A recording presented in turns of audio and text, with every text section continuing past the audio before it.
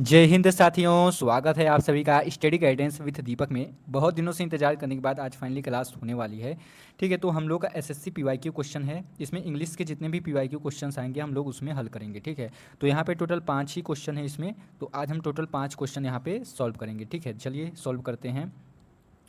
देखते हैं क्या है प्रश्न। Select the most appropriate option that can suitables the underlined segment in the given sentence if there is no need to substitute in sit it select no substitution. ठीक है, तो आप लोगों को सबसे उपयुक्त विकल्प चुनना है। जो विकल्प सबसे ज़्यादा सही लग रहा हो, सुटेबल हो, वही विकल्प आप लोगों को चुनना है, बाकी सब नहीं। ठीक है, तो यहाँ पे अंडरलाइंड वर्ड ये था, this was not only exiting but recording. ठीक है, ये आप लोगों का अंडरलाइंड वर्ड था यहाँ पे।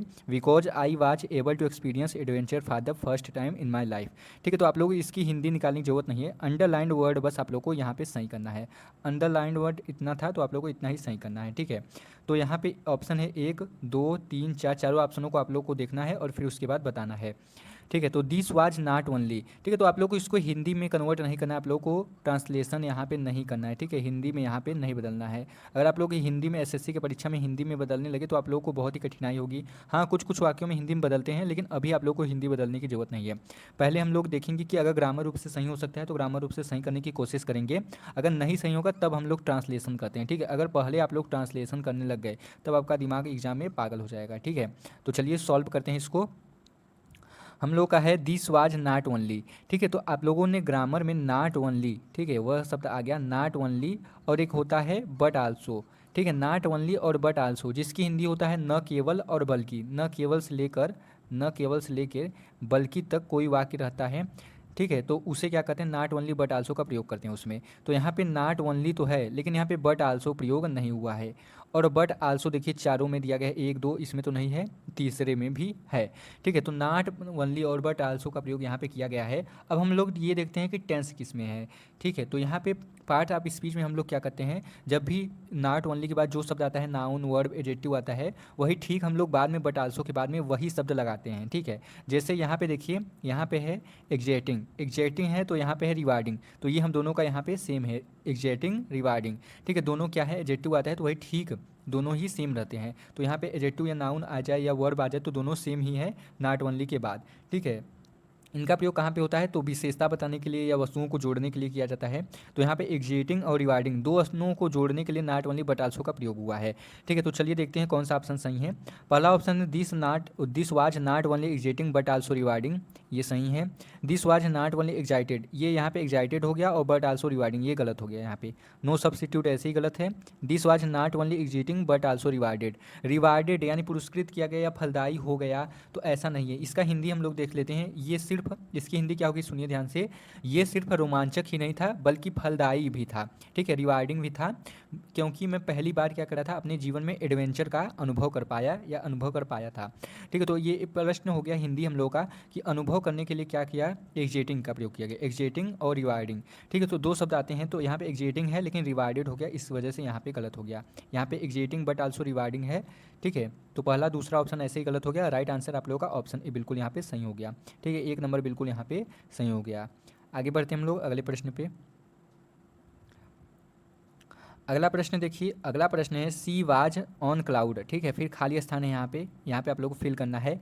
After receiving the scholarship, she was on cloud हो गई आफ्टर रिसीविंग द स्कॉलरशिप। तो आप लोगों ने एसएससी एग्जाम की अच्छे से तैयारी कर रहे होंगे, तो आईडोम सॉरी एसएससी होगा, एसएससी लिख दिया मैंने, एसएससी एग्जाम की तैयारी कर रहे होंगे तो आप लोग आईडोम, एंटीनोम, सिनोनोम्स बहुत ही अच्छे से तैयार कर रहे होंगे। ठीक है, तो मैं यहाँ पे ये समझाने वाला हूँ कि आप लोगों ने एक आइडोम यहाँ पे पढ़ा होगा, आन क्लाउड और आन क्लाउड के साथ 9, आन क्लाउड 9, ये क्या है, एक मुहावरा है।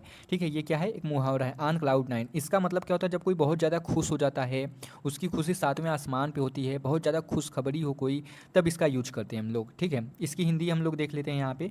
इसकी हिंदी क्या होगी, आन क्लाउड 9, आन क्लाउड यहाँ पे 9 बिल्कुल सही हो जाएगा, तीसरा ऑप्शन यहाँ पे 9 बिल्कुल सही हो जाएगा।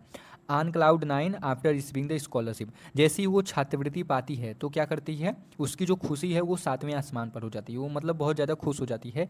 तो इसका यहाँ पे राइट आंसर ऑन क्लाउड 9 बिल्कुल सही हो जाएगा, तीसरा ऑप्शन। ठीक है, चलिए आगे बढ़ते हैं अगले प्रश्न पे। अगला प्रश्न देखिए यहाँ पे है 3 नंबर प्रश्न, select the most that has used the correct tense. तो यहाँ पे टेंस जो है वो आप लोग को करेक्ट बनाना है कि कौन सा करेक्ट यहाँ पे टेंस है, ये आप लोग को बताना है। ठीक है, तो चलिए चारों ऑप्शन पढ़ लेते हैं एक बार। He realized he had forgotten his keys after he had leave the house.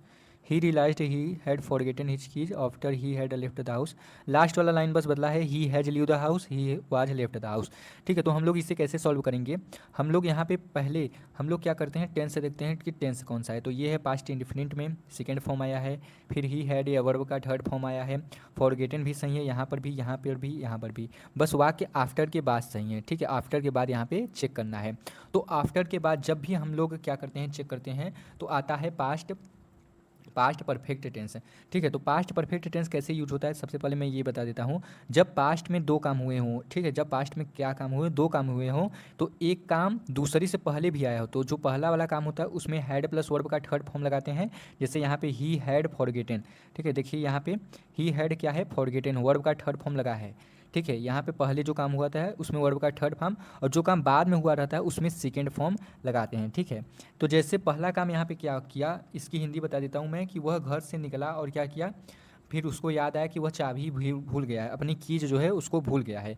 तो पहले क्या होगा, पहले आप लोग खुद सोचिए, पहले क्या हो गया, पहले हुआ होगा ही हैड लीव द हाउस, वह घर से निकला।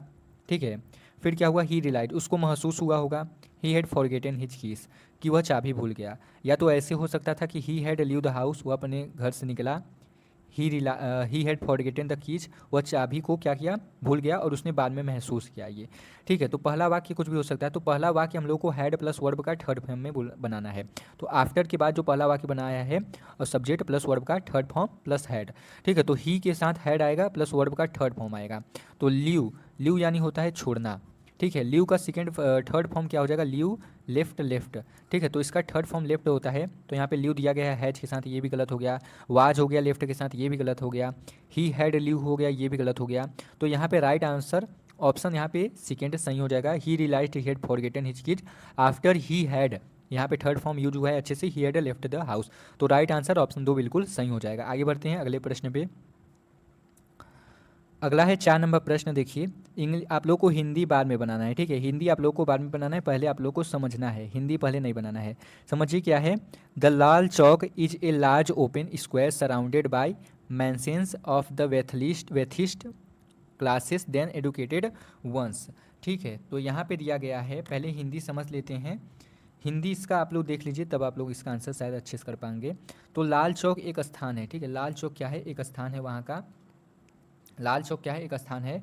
ए लार्ज ओपन स्क्वायर सराउंडेड, एक सबसे बड़ा खुला चौराहा है जो अमीर वर्गों के भवन से घिरा हुआ है। किसके घिरा हुआ है, अमीर भवनों के, सॉरी अमीर वर्गों के, यहाँ स्क्वायर दिया गया है ना, स्क्वायर सराउंडेड बाय मैंशंस, अमीर वर्गों के भवनों से घिरा हुआ है, जो क्लासेस देन एडुकेटेड वंस, यानी शिक्षित लोगों से ज़्यादा। एक ऐसा चौराहा है, एक ऐसा खुला चौराहा है जो अमीर और शिक्षित लोगों से ज़्यादा घिरा हुआ है, वर्गों के भवनों से घिरा हुआ है।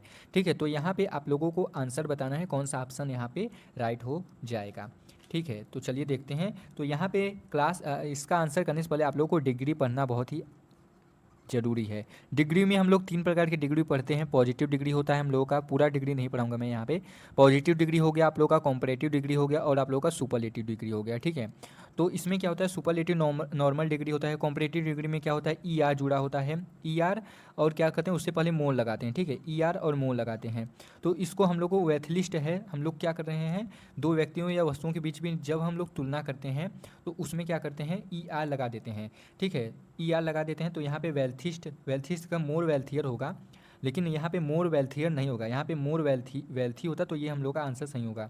द वेल्थी ये भी गलत है, यहाँ पे वेल्थियर दूसरा ऑप्शन बिल्कुल सही होगा, केवल वेल्थी भी गलत है यहाँ पे। तो कौन सा ऑप्शन यहाँ पे राइट हो जाएगा आप लोग का, आप लोगों का राइट आंसर यहाँ पे हो जाएगा ऑप्शन 2 वेल्थियर। इसको किस में बदलेंगे हम लोग, कॉम्परेटिव डिग्री में यहाँ पे बदलेंगे। कॉम्परेटिव डिग्री में बदलने के लिए क्या करते हैं, मोर लगाते हैं, और मोर के पहले देन आता है। ठीक है, हम लोग इसको कॉम्परेटिव डिग्री में क्यों बदलें, क्योंकि देन आया है। अगर मोर या मोस्ट आता तो हम लोग सुपर डिग्री लगाते हैं। सुपरलेटिव डिग्री के अंत में ई एस टी जोड़ा जाता है। ठीक है, यहाँ पे वेल्थिस्ट हो जाता। ये वेल्थिस्ट तो सही है, लेकिन यहाँ पे सुपरलेटिव डिग्री लग गया तो ठीक है, लेकिन यहाँ पे गलत होगा। अगर वेल्थिस्ट होगा तो यहाँ पे देन होता, लेकिन यहाँ पे अंडरलाइन वर्ड को आप लोग को सही करना था, अंडरलाइन था यहाँ पे वेल्थिस्ट, ठीक है। अगर यहाँ पे होता तो इसको भी सही करते ग्रामर के रूप में, लेकिन यहाँ पे देन बिल्कुल अगर है तो ये बिल्कुल सही है। यहाँ पे सॉरी, यहाँ पे देन लगा है तो बिल्कुल सही है। देन जब लग गया तो आप लोग को कॉम्परेटिव डिग्री में बदलना है। कॉम्परेटिव डिग्री में बदलने का मूल फार्मूला होता है कि सबसे पहले उसमें ई आर जोड़ेंगे। सबसे पहले क्या जोड़ेंगे? ई आर, सॉरी यहाँ पे सबसे पहले ई आर जोड़ेंगे, फिर उसके बाद क्या करेंगे? मोर लगाएंगे। उससे पहले मोर लगाएंगे ई आर के पहले, ठीक है। जैसे मोर वेल्थी, ठीक है, यहाँ वेल्थिस्ट नहीं कर सकते, मोर वेल्थी। फिर उसके बाद क्या करेंगे हम? मोर वेल्थी के बाद तब उसके बाद हम लोग देन लगाएंगे, then educated ones, then educated ones. लेकिन यहाँ पे मोर वेल्थी ऑप्शन में है ही नहीं, वेल्थियर है, तो वेल्थियर तो होगा नहीं, ये तो गलत हो गया, ठीक है। वेल्थियर बिल्कुल यहाँ पे सही हो जाएगा, केवल वेल्थियर भी लिख सकते हैं बल्कि मोर न लगाकर, क्योंकि वेल्थियर का मतलब भी हो गया अधिक, ठीक है। वेल्थी जो है उसका मतलब होता है अमीर, वेल्थियर हो गया ज़्यादा अमीर, और वेल्थिस्ट हो गया सबसे ज़्यादा अमीर, ठीक है। तो यहाँ पे वेल्थिस्ट था, लेकिन सुपर डिग्री का इंपॉर्टेंट यहाँ पे नहीं था। कॉम्परेटिव डिग्री लगाएंगे तो ऑप्शन 2 यहाँ पे वेल्थियर बिल्कुल सही हो जाएगा। आई होप आप लोगों को बिल्कुल अच्छे से समझ में आ गया होगा। अगर नहीं समझ में आएगा तो आप लोग डिग्री पढ़ लीजिए, क्योंकि डिग्री से ही ये सॉल्व हो सकता है। तो आप लोग डिग्री के तीनों टाइप्स अच्छे से पढ़ लीजिए, फिर इसको समझिए, ठीक है। वेल्थिस्ट जो है, तो आप लोग का राइट आंसर ऑप्शन 2 बिल्कुल यहाँ पे सही हो जाएगा। आगे बढ़ते हैं हम लोग अगले प्रश्न पे। अगला और हम लोग का लास्ट प्रश्न देखिए क्या है। Select the incorrectly split word to fill in the blank, ठीक है। सही शब्द चुनना है आप लोगों को खाली स्थान में। मैकबेथ बिलीव्ड द विचेज, फिर खाली स्थान है अबाउट हिज फ्यूचर।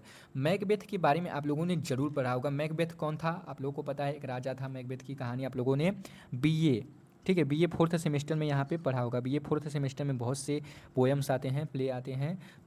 मैकबेथ के बारे में आप लोग जरूर जानते होंगे। मैकबेथ एक शेक्सपियर द्वारा लिखी गई पोएम है, ठीक है, सॉरी प्ले है, शेक्सपियर द्वारा लिखी गई थी। ये बीए फर्स्ट सेमेस्टर में है, जिसमें क्या करती है, वीचेज जो होती हैं, जो चुड़ैल लोग होती हैं, वो मैकबेथ को एक कहानी सुनाती हैं, आश्चर्यचकित हो जाता है वो, ठीक है। तो मैकबेथ ने चुड़ैलों की भविष्यवाणी उसमें की थी, तो उसी के बारे में ये है। देखिए क्या है, मैकबेथ बिलीव्ड द विचेज, चुड़ैलों की बातों पे विश्वास कर लेता है, अबाउट हिज फ्यूचर, अपने भविष्य को लेकर, ठीक है। तो 4 ऑप्शन दिए गए हैं, चलिए चारों का अर्थ समझते हैं। पहला है टिरनी। टिरनी का मतलब होता है तानाशाही, ठीक है, जो अत्याचार करता है उसको टिरनी कहते हैं। अगला है क्वेश्चनेयर। क्वेश्चनेयर का मतलब होता है सवालों की सूची या सवालों का भंडार जिसमें प्रश्नावली बहुत से हों, उसको क्वेश्चनेयर कहते हैं। अगला है प्रोपेसी, ठीक है। अगला क्या है? अगला है प्रोफेसी। प्रोफेसी का मतलब होता है भविष्य की बातें, जो भविष्य की बातें बताता हो या भविष्यवाणी करता है उसको प्रोफेसी कहते हैं। सरप्राइज यानी हो चाहे अचानक, या तो आश्चर्यचकित या हैरानी, ठीक है। तो आप लोगों का राइट आंसर आप लोगों को पता ही चल गया होगा, ऑप्शन 3 यहाँ पे प्रोफेसी बिल्कुल सही हो जाएगा। Macbeth believed the witches prophecy about his future, यानी मैकबेथ जो है वो चुड़ैलों की अपने भविष्य की बातों पर भरोसा कर लेता है, जो उनकी भविष्य की बातें बताती हैं। जो चुड़ैल लोग होती हैं, विचेज होती हैं, वो क्या करते हैं, विचेज यानी दानव भी होता है, चुड़ैल भी होता है, भूत भी होता है। तो जो चुड़ैल लोग होती हैं, भविष्यवाणी करती हैं मैकबेथ के बारे में, तो वो क्या करती हैं, भविष्य की बातों पर वो मैकबेथ भरोसा कर लेता है, ठीक है। तो Macbeth believed the witches prophecy यानी भविष्य की बातें, अबाउट हिज फ्यूचर यानी भविष्य को लेकर, ठीक है। तो आई होप आप लोग को ये पांचों बहुत ही अच्छे से समझ में आ गया होगा। तो चैनल को जरूर सब्सक्राइब कर दीजिएगा, आप लोगों के लिए इतनी मेहनत करता हूँ, तो आप लोग भी मेरे लिए एक मेहनत कर दीजिएगा। वीडियो को लाइक कर दीजिएगा और नीचे कमेंट करके ज़रूर बताइएगा ये क्लास कैसी लगी। अगली क्लास के लिए आप लोग फिर से जुड़िएगा। बहुत बहुत धन्यवाद आप सभी का, ऐसे ही एक और क्लास में मिलते रहेंगे। Thank you so much.